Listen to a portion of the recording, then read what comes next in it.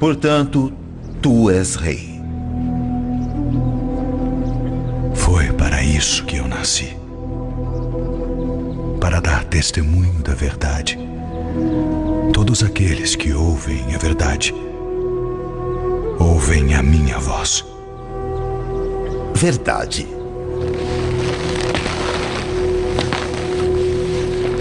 O que é a verdade?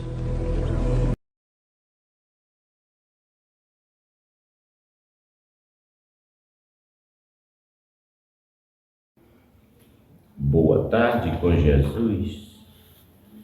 Estamos de volta para mais um vídeo com mais um tema esclarecedor. Hoje nós vamos falar um pouquinho sobre aquele grande mistério ali do Gênesis, né? Gênesis capítulo 3. Até hoje se discute isso. O que será que aconteceu ali no Gênesis? O que será que aconteceu com a nossa primeira mãe? O que será que ela fez? Que tipo de pecado ela cometeu para mergulhar a humanidade nesse caos todinho que estamos vivendo, né? Então os teólogos, os estudiosos, eles trazem uma versão de acordo com aquilo que está ali, até certo ponto. Mas é uma versão interpretada. Eles não mergulharam na busca da revelação daquilo que aconteceu ali no Gênesis. Então a gente começa esse vídeo fazendo a seguinte pergunta.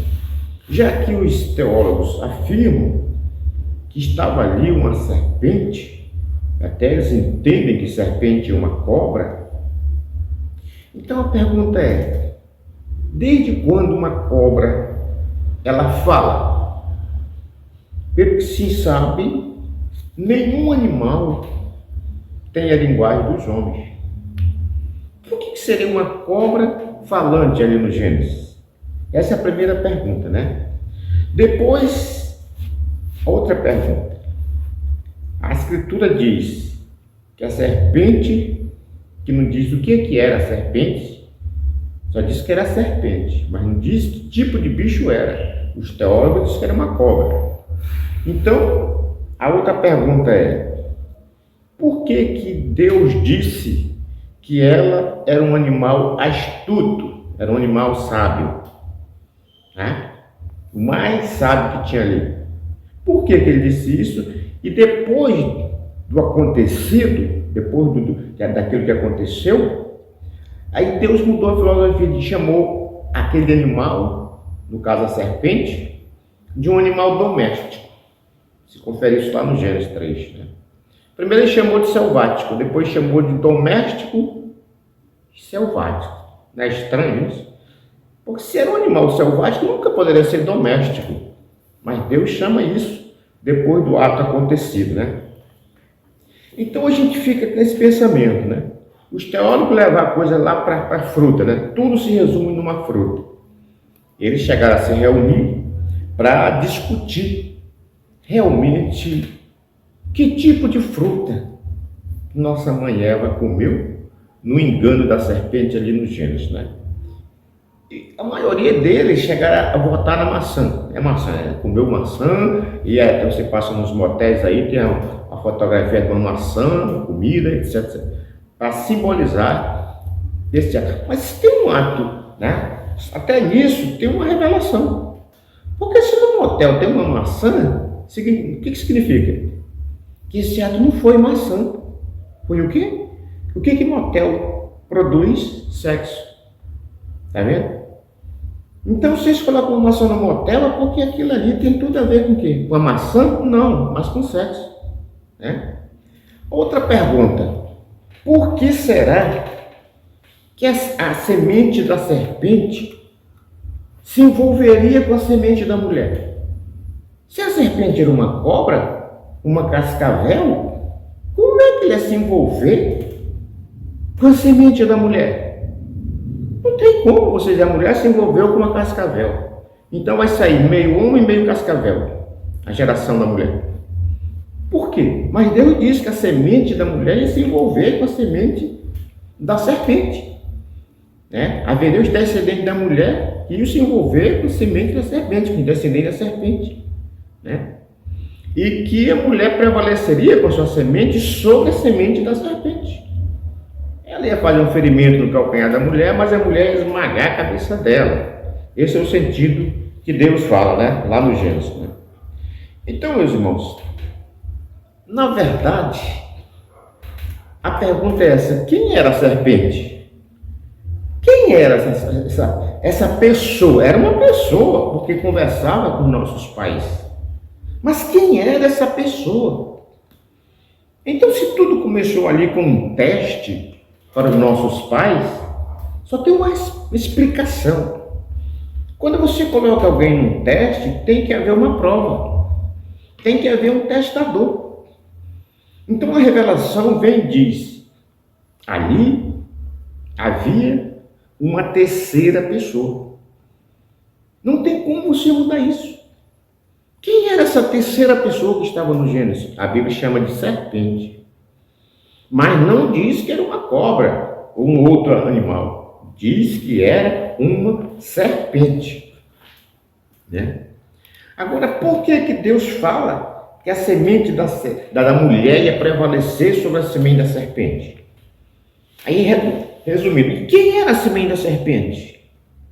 Quem era a semente da serpente? Uma cobra, né? E você vê que Caim, que pela revelação é a semente da serpente, Caim era um camarada religioso. Era um camarada religioso. Ele até tentou agradar a Deus. Mas por que não conseguiu agradar? Porque ele era filho da serpente.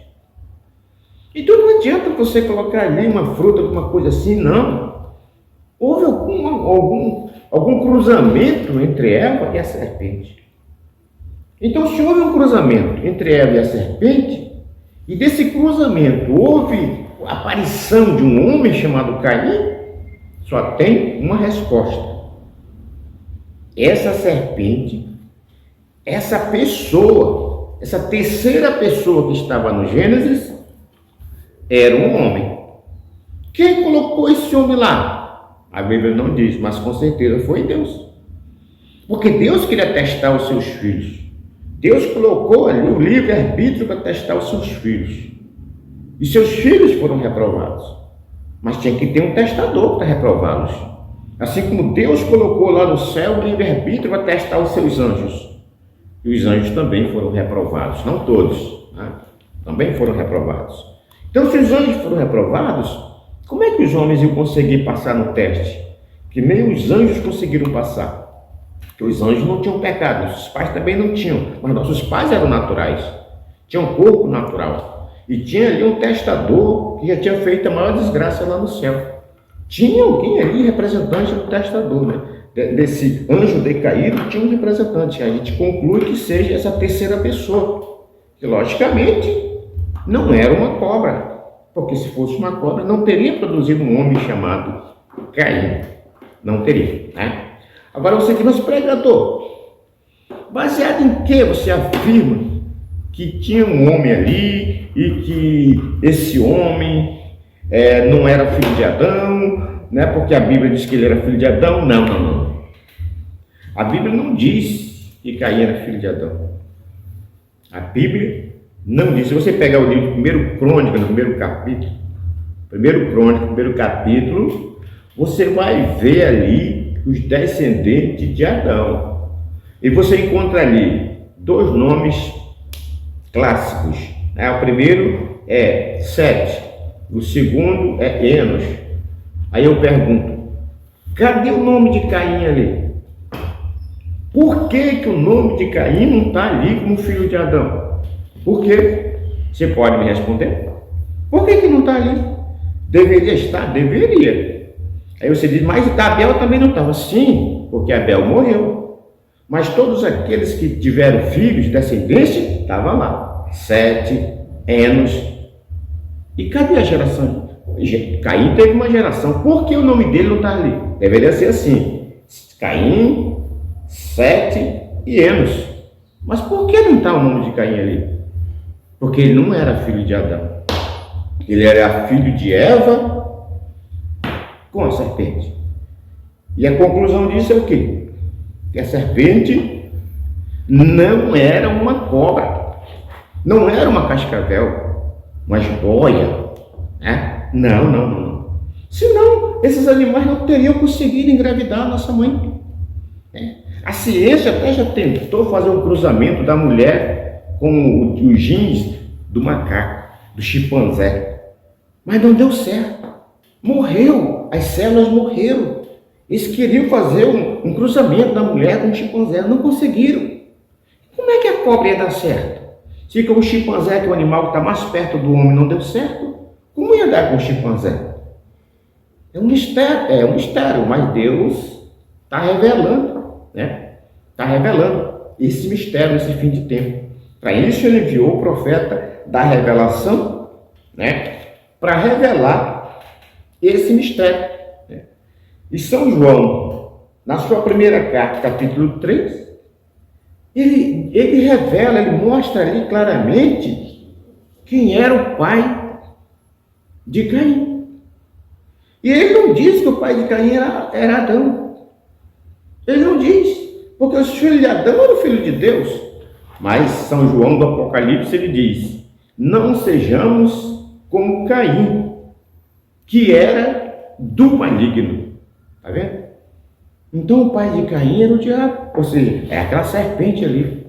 E aquela serpente não era propriamente um demônio, aquela serpente não era propriamente uma cobra, mas aquela serpente tinha que ser um homem. Caso contrário, não teria produzido um religioso chamado Caim. Né? Então se confere lá na genealogia, não está o nome de Caim como filho de Adão, né? Mas está o nome daqueles que tiveram descendência. Agora, pare e pense numa coisa. Voltando para o tema serpente. Quem era serpente? Uma cobra? Um dragão? Quem era? Por que se era uma cobra, por que falava? A cobra não fala. Então, você vai lá para o Novo Testamento e você vai descobrir quem era a serpente. O que é uma serpente? Né?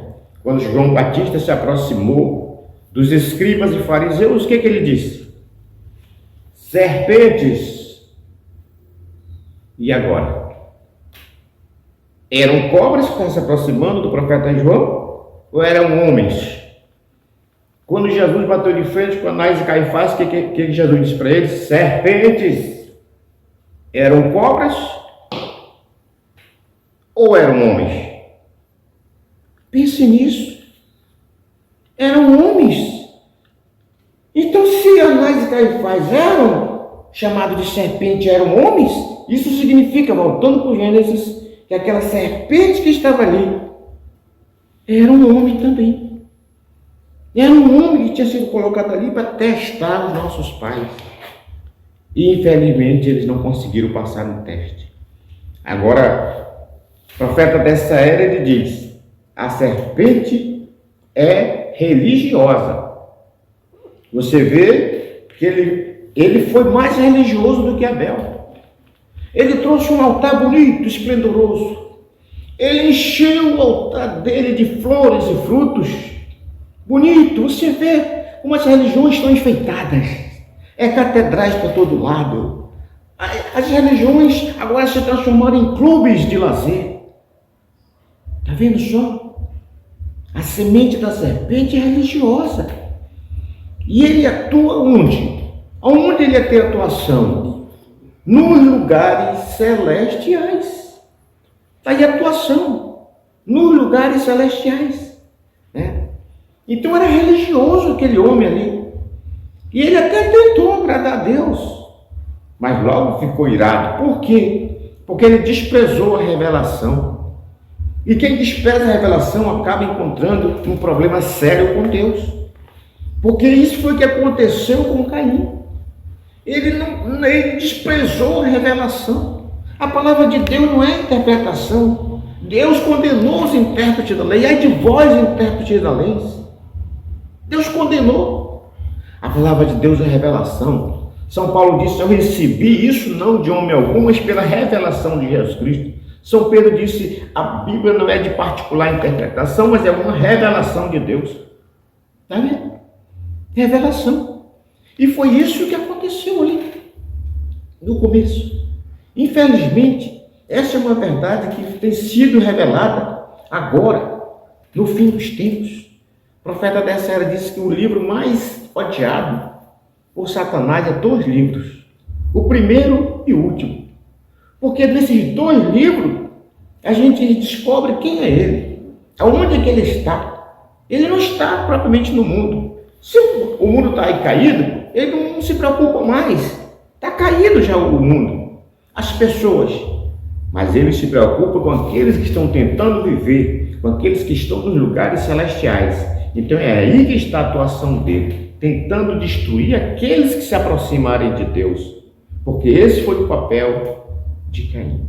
Ele matou aquele que estava se aproximando de Deus, aquele que estava mais perto de Deus e não gostou. Ele tratou de matar. E a sua semente, como diz lá no Gênesis, ia proliferar até o fim dos tempos, porém não ia prevalecer contra a semente da mulher. E nós sabemos que o descendente principal da mulher é o Senhor Jesus Cristo, o nosso Deus encarnado. Então essa é uma palavra muito simples, muito objetiva e direta. Agora fica com você, né? Você fica aí, confira tudo aí que foi dito nesse pequeno texto, nessa pequena palestra nesta tarde. Você confere aí, meu amigo e meu irmão, né? Esse tema esclarecedor. Tinha ali no Gênesis uma terceira pessoa. Tinha sim. Porque senão não teria engravidado a nossa mãe. Porque Caim, pelas escrituras, não é filho de Adão. E ele era um camarada muito religioso, mas não tinha revelação. Abel buscou a revelação. Por isso ele matou aquele cordeirinho ensanguentado, que simbolizava 2 coisas. A primeira, né? O sangue daquele cordeirinho já apontava para o sangue do Cordeiro de Deus. Primeira coisa. E a segunda coisa, apontava que o pecado da sua mãe não tinha sido comer uma fruta, tinha sido o sangue. O relacionamento de uma mulher, sua primeira vez, sai sangue, então tinha sido o sangue. Então, se o pecado tinha sido sangue, Deus revelou para Abel que o pecado tinha que ser apagado com sangue. Por isso que ele colocou ali um cordeirinho ensanguentado. Já o outro interpretou a palavra. Disse: não, minha mãe comeu uma fruta mesmo, então vou encher meu altar de fruta. Deu errado. Ele interpretou a palavra, ele não falou com Deus, ele não buscou Deus. Mas Abel ajoelhou e disse: Senhor, que tipo de coisa aconteceu ali? Porque o meu sacrifício tem que ser baseado na revelação do que aconteceu entre minha mãe, ali no Gênesis, e essa pessoa chamada serpente. E Deus revelou. Por isso que o altar dele foi aceito, e o de Caim, que era um grande religioso, foi desprezado. Mas ele virou as costas para Deus, fez igual o conselho de qualidade, e saiu pelo mundo afora, e lançou a sua religião, lançou os seus deuses, e está até hoje por aí agindo, sempre nos lugares celestiais, corrompendo a própria igreja do Deus vivo, de uma certa maneira, né? O mundo hoje, as igrejas hoje, nem sequer sabem mais quem é Deus. E continuam adorando deuses, porque não sabe quem é Deus. Um diz que é esse, outro diz que é aquele, e traz o título de Deus para cima dos altares. Deus é isso, Deus não. Está lá escrito: Jesus Cristo, o verdadeiro Deus e a vida eterna. Mas infelizmente eles se confundiram com a interpretação, né, maligna, e até hoje nem os judeus não sabem o nome de Deus. Mas nós sabemos o que está escrito. Esse Cristo Jesus é o verdadeiro Deus e a vida eterna. Isso você não quebra. Você pode badalar o que quiser, me acusar, me chamar de odiento, o que quiser, mas você não muda isso. Escrituristicamente, você não muda. Então que Deus te abençoe, meu amigo. Deus te abençoe, meu irmão. Te cuida, meu irmão. Faz um contrato com Deus que ainda tem. Te achega a Jesus, porque Deus para nós tem nome. É o Senhor Jesus Cristo. Deus te abençoe e fique com Deus, em nome de Jesus. Amém.